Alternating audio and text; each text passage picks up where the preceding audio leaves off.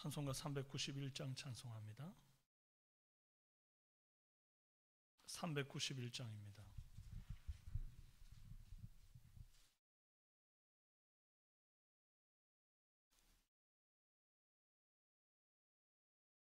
오 놀라운 곳에 주 예수 내 주 참 능력에 주시로다. 큰 바위 및 안전한 그곳으로 내 영혼을 숨기시네. 메마른 땅을 종일 걸어가도 나 피곤치 아니하며 저 위험한 곳 내가 이룰 때면 큰 바위에 숨기시고 주 손으로 덮으시네. 오 놀라운 곳에 주 예수 내 주 내 모든 짐 벗기시네.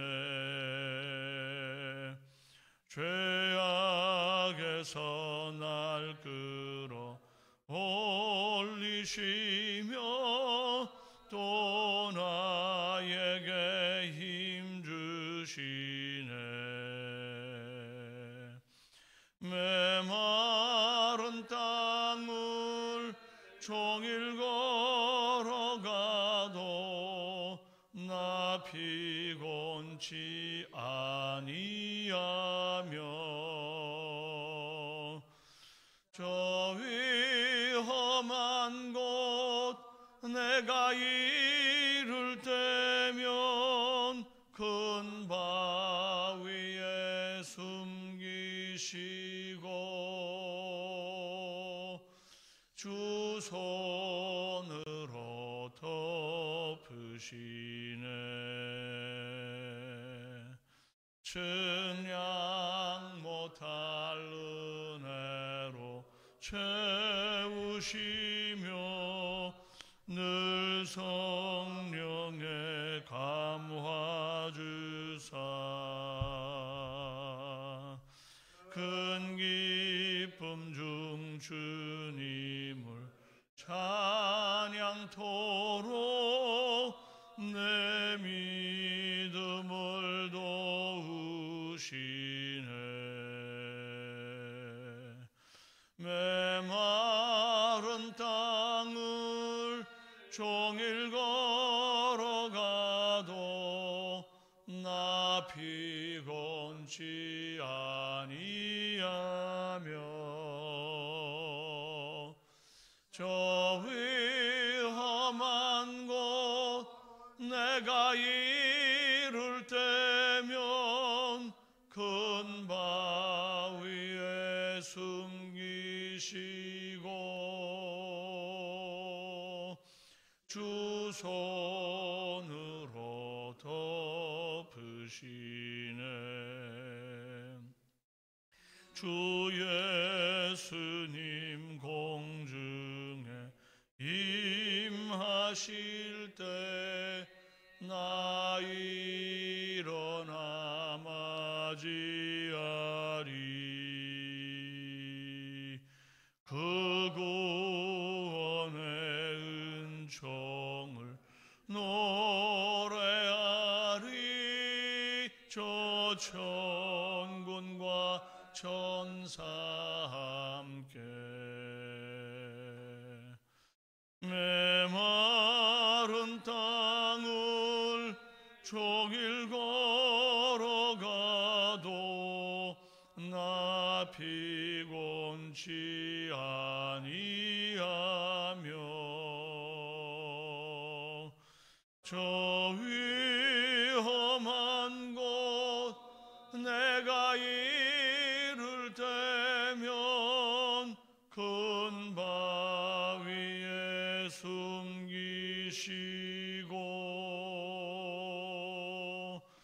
주 손으로 덮으시네. 사도신경으로 신앙 고백드립니다. 나는 전능하신 아버지 하나님 천지의 창조주를 믿습니다. 나는 그의 유일하신 아들 우리 주 예수 그리스도를 믿습니다. 그는 성령으로 잉태되어 동정녀 마리아에게서 나시고 본디오 빌라도에게 고난을 받아 십자가에 못 박혀 죽으시고 장사된 지 사흘 만에 죽은 자 가운데서 다시 살아나셨으며 하늘에 오르시어 전능하신 아버지 하나님 우편에 앉아 계시다가 거기로부터 살아있는 자와 죽은 자를 심판하러 오십니다. 나는 성령을 믿으며 거룩한 공교회와 성도의 교제와 죄를 용서받는 것과 몸의 부활과 영생을 믿습니다. 아멘. 말씀은 시편 119편 129절에서 144절입니다.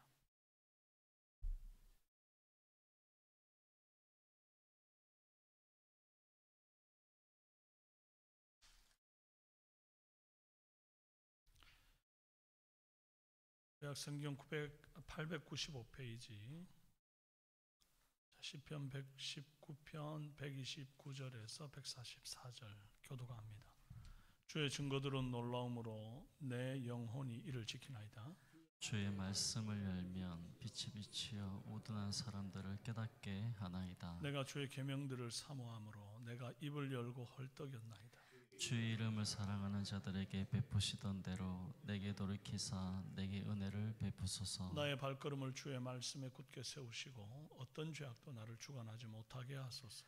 사람의 박해에서 나를 구원하소서. 그리하시면 내가 주의 법도들을 지키리이다. 주의 얼굴을 주의 종에게 비추시고 주의 율례로 나를 가르치소서.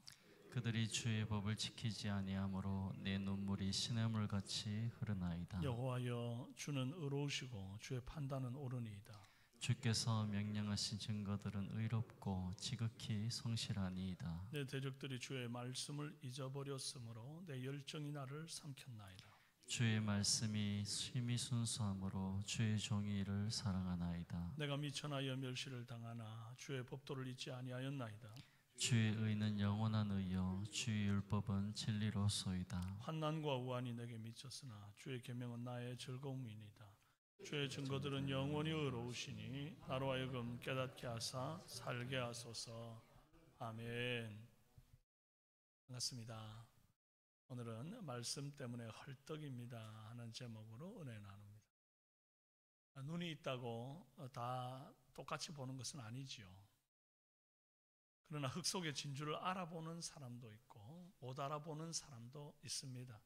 이새에게 8 아들이 있었고 그 중에 제일 막내는 부모도 형제도 다 하찮게 여겼잖아요. 보는 눈이 없는 거죠.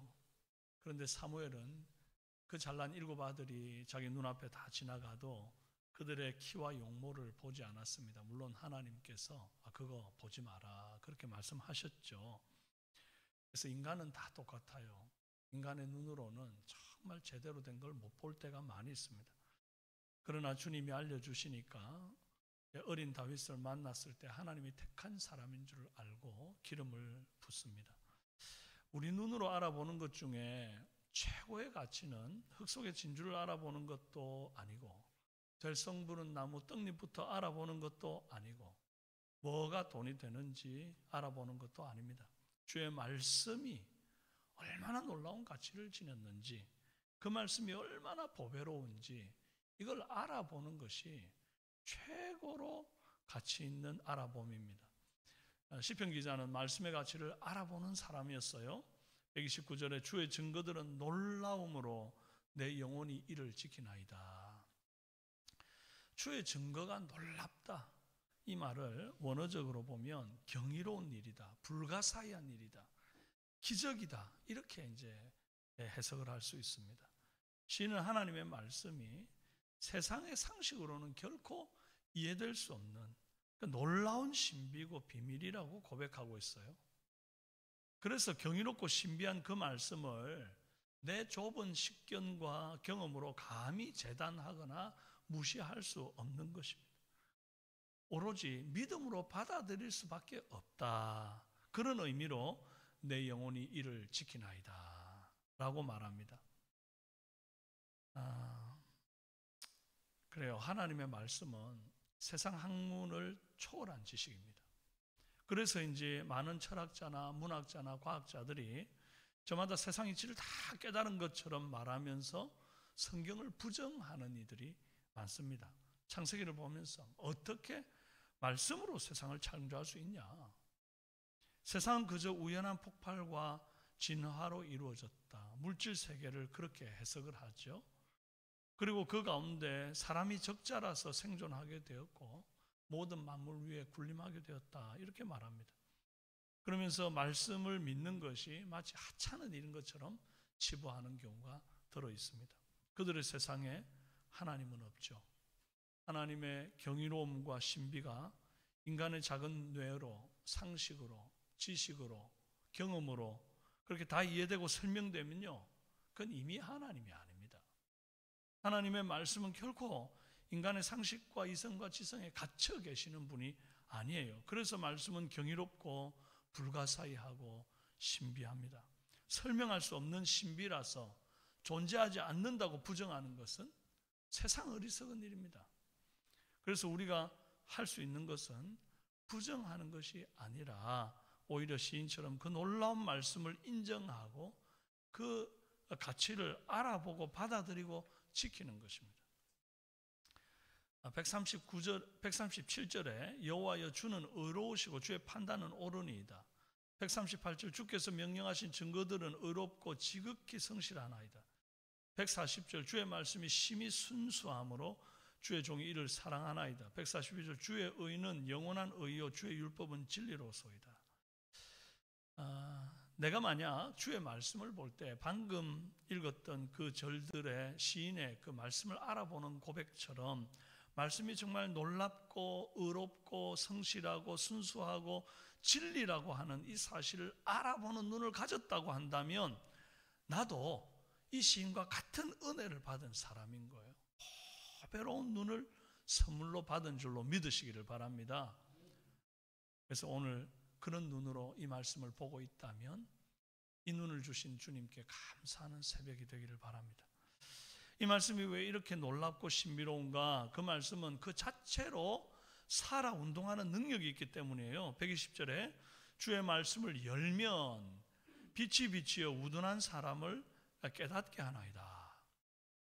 마치 이른 아침에 태양이 떠오를 때 커튼을 쫙 걷는 순간에 이제 본래 어둡던 그 방이 찬란한 빛으로 막 가득 채워지는 그런 것 같아요. 하나님 말씀을 보려고 성경을 쫙 펴면 그때 내 심령의 여러 어두운 것들이 강한 이 성령의 빛에 비추어 가지고 비로소 깨달음을 얻고 두려움은 물러가고 길이 밝히 보이는 것 같습니다. 그 말씀에 능력이 있어요. 예레미야 23장 29절에 여호와의 말씀이니라 내 말이 불같지 아니하냐 바위를 쳐서 부스러뜨리는 방망이 같지 아니하냐. 전도서 12장 11절 지혜자들의 말씀을 찌르는 채찍들 같고 회중의 스승들의 말씀은 잘 박힌 목 같으니 다 한 목자가 주신 바이니라 그랬어요. 그럼 말씀은 그 자체로 살았고 운동력이 있어서 좌우의 날선 검 같아요. 불 같고 바위를 쳐서 부스러뜨리는 방망이 같아요. 찌르는 채찍들 같고 잘 박힌 목 같아요. 살아있는 능력이죠. 이 말씀을 읽으면 반드시 읽은 자의 가슴에서 무언가 강력한 역사가 일어나는 겁니다. 돌같이 단단한 마음은 부서지고 어리석고 굳은 생각도 깨어지는 그런 강력한 무기고 연장이에요. 그래서 이 말씀을 열면 성경을 펼치면 내 삶의 역사가 일어나고 변화가 일어나는 것입니다. 이렇게 놀라운 말씀을 어떻게 안 볼 수 있어요? 어떻게 모르고 살 수 있어요? 이 말씀을 대하는 태도는 131절 같아야 합니다. 내가 주의 계명들을 사모함으로 내가 입을 열고 헐떡였나이다. 제가 이 절을 읽는데 안중근 의사가 생각나더라고요. 하루라도 책을 읽지 않으면 입안에 가시가 돋친다. 지식과 교양을 갖춘 지도자들을 세우는 것이 조선 독립의 첩경이라고 생각했던 안중근 의사가 했던 말입니다. 자기 개발과 성공을 위해서도 이처럼 독서를 소중하게 여긴 거잖아요. 사람이 쓴 책들로 내 이 갈급한 마음이 이렇게 채워질 수 있다고 매일매일 책을 안 읽으면 입에 가시가 돋친다는데, 하물며 하나님이 성령의 감동으로 써서 인간의 언어로 주신 이 성경을 얼마나 더 간절한 마음으로, 감사한 마음으로 매일 읽어야겠습니까? 격이 다른 책이잖아요. 그러므로 목마른 사슴이 시냇물을 찾아 헤매듯이 사막에서 오아시스를 찾아 헤매는 사람처럼 하루라도 주의 말씀을 읽지 않고서는 이 영적인 갈증을 견딜 수 없어서 타들어가고 목이 마르는 것 같은 이 고통을 견딜 수 없는 그런 사람같이 헐떡거리면서 주의 말씀을 읽고 묵상하고 지켜 행하는 저와 여러분 되시기를 바랍니다. 하나님 말씀의 위대한 가치를 알아보고 그 말씀을 사모하는 사람은 그 말씀이 무시당하는 시대와 사람을 볼 때에 눈물을 흘려야 돼요. 136절에 그들이 주의 법을 지키지 아니함으로 내 눈물이 시냇물같이 흐르나이다 그래요. 그러면 세상에 그렇지 않은 시대가 어디 있겠느냐마는 오늘 우리 시대만큼 하나님 말씀을 가볍게 여기는 시대가 없는 것 같습니다. 정치인들의 공약에 성경적 가치관의 정면으로 반대하는 포괄적 차별금지법이나 성평등 주장 같은 것들, 순리대로 쓸 것을 바꿔 영리로 쓰면서 동성이 더불어 부끄러운 일들을 하고도 부끄러운 줄 모르는 사람들이 계속 늘어나고 있고, 그 죄를 평등이라는 미명 아래 미화시키는 그런 꿈을 꾸는 자들이 목소리를 높인다고요. 이럴 때 주의 법을 사랑하는 사람들은 눈물을 시냇물같이 흘리며 기도해야 합니다. 제가 어느 정당을 얘기하는 것도 어느 후보자를 얘기하는 것도 아니에요. 그럼 우리 성도가 무엇을 가장 귀한 가치 기준으로 세우고 사람을 뽑을 것인가, 그런 부분도 한번 좀 고민해야. 그냥 이 사람을 뽑아야 내 삶에 경제적인 유익이 있겠고 내가 하는 사업에 도움이 되겠다, 어느 사람을 뽑아야 사업에 도움될지는 이렇게 분명하게 딱 답이 나오는 경우가 있죠. 그러나 그게 먼저냐 아니면 하나님 나라의 가치가 먼저냐, 그것들을 고민해서 그렇게 결정하는 은혜들이 좀 있었으면 좋겠다. 그래서 대통령 뽑는 기준에서 무엇을 우선할 것인가, 경제를 살릴 대통령 중요합니다. 갈등과 분열을 어루만져서 통합과 화해를 가져올 대통령도 중요합니다. 정치적 역량, 당의 위세, 경제 부흥의 경력 등 이런 거 다양하게 볼 게 있죠. 그래서 이 사람이 이 사람보다 더 능력 있다 없다 판단할 수 있죠. 그러나 성도는 하나님이 말씀으로 죄라고 정한 것은 합법화시키지 않는 대통령, 성경의 가치를 경제 논리와 당의 표심 아래 두지 않는 대통령, 하나님 두려운 줄을 알고 주님 말씀 두려운 줄 아는 대통령을 뽑는 것이 그 모든 조건 위에 있어야 한다고 저는 믿습니다. 이런 말을 하면 종교인들은 나라 살림살이는 모르고 자기들 입장에서 말한다면서 폄하하는 이들도 있겠죠. 말씀을 따르는 성도가 세상 사람들에게 멸시를 당하는 일은 창세 이래 어느 시대나 있어 왔습니다. 그럴지라도 우리가 갈 길은 정해져 있습니다. 143절 환난과 우환이 내게 미쳤으나 주의 계명은 나의 즐거움이니이다. 할렐루야. 세상이 두 쪽 나도 환난과 우환이 내게 미쳐도 주의 말씀만을 나의 즐거움으로 삼고 묵묵히 말씀이 비추는 길을 따라 걷는 오늘 하루 되기를 주님의 이름으로 축원합니다. 함께 기도합시다. 존귀하신 아버지 하나님, 세상이 다 주의 말씀을 따르는 것을 우둔하다 하고 어리석다 하고 오히려 주님의 법을 따르는 자들에게 환난과 핍박을 가하나, 그럼에도 불구하고 우리는 주의 말씀이 가장 가치롭고 진주보다 더하고 영원한 진리이고 참된 의며 생명의 말씀인 줄로 알아보는 눈이 있어서 하나님 그 길을 꿋꿋하게 걸어가는 하나님의 백성되게 도와주시옵소서.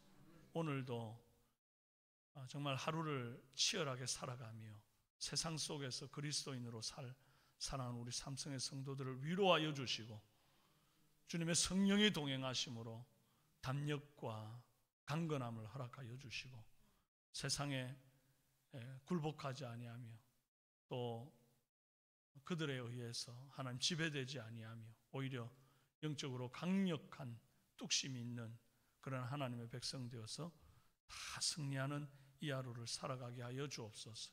하나님 이 나라 이 땅을 긍휼히 여기사 정말 대통령이 탄핵되고 새롭게 위정자를 뽑아야 하는 그런 시기에 와 있습니다. 아버지 하나님, 우리에게 한 표가 있다고 한다면 그 표는 하나님의 말씀을 존중하는 사람에게 던질 수 있는 은혜를 주옵소서.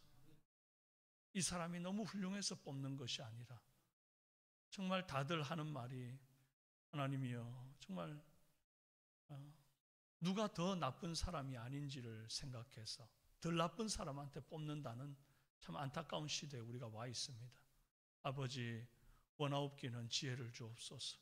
그리하여 조금이라도 더 하나님의 법에 가까운 사람을 뽑을 수 있는 영적인 해안을 열어주시기를 간절히 원하옵고 예수님 존귀하신 이름으로 기도합니다. 아멘. 하늘에 계신 우리 아버지, 아버지의 이름을 거룩하게 하시며 아버지의 나라가 오게 하시며 아버지의 뜻이 하늘에서와 같이 땅에서도 이루어지게 하소서. 오늘 우리에게 일용할 양식을 주시고 우리가 우리에게 잘못한 사람을 용서하여 준 것 같이 우리 죄를 용서하여 주시고 우리를 시험에 빠지지 않게 하시고 악에서 구하소서.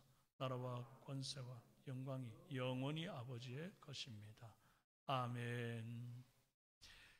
네, 오늘 금요일 기도 제목을 놓고 함께 기도합시다. 전 성도가 주일 성수하고 예배를 통해서 하나님의 임재를 경험하도록 매주 등록하는 인원이 많아지고 새가족들은 성장하며 구역기관 목장에 잘 정착하도록 기도해 주시고 또 수험생과 취업준비생, 군복무와 타지에 있는 우리 자녀들이 꿈과 비전을 열어갈 수 있는 하나님의 은혜를 허락해 달라고 그들에게 지혜를 주셔서 어떤 막힌 담도 뚫고 갈 수 있는 은혜를 달라고 성령께서 함께 해달라고 기도해 주시고 미취학 아동들과 영아들에게 지혜 주시고 결혼 정년기에 있는 청년들에게 믿음의 배우자 허락해 달라고 그리고 믿음의 가정을 세우도록 또 자녀를 갖기를 원하는 가정에 태문이 열리도록 기도해 주십시오. 오늘 금요 찬양 기도회가 있는 날입니다.